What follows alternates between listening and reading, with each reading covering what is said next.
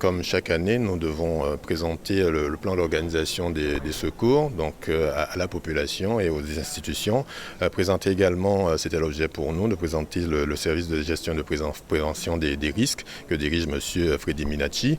Et le clou aussi aujourd'hui pour nous, c'était de mettre à la disposition du tout public d'une application qui permet justement d'être une sorte de lien direct avec la ville, mais avec aussi la gestion des secours.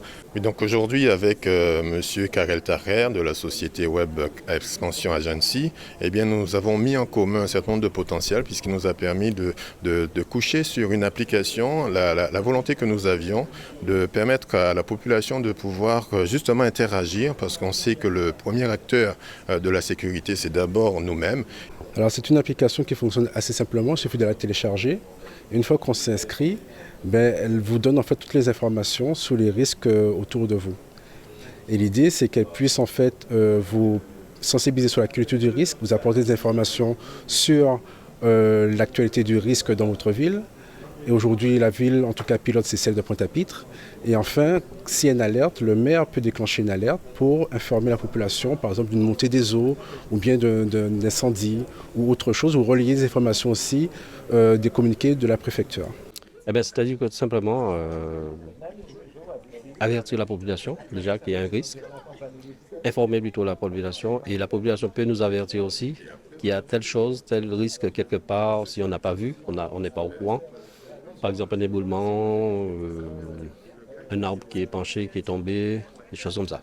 Déjà téléchargeable sur les stores habituels, App Store et Google Play. Et ça s'appelle Alert Kata, et simplement, ou bien alertkata.fr, vous pouvez retrouver aussi l'accès directement.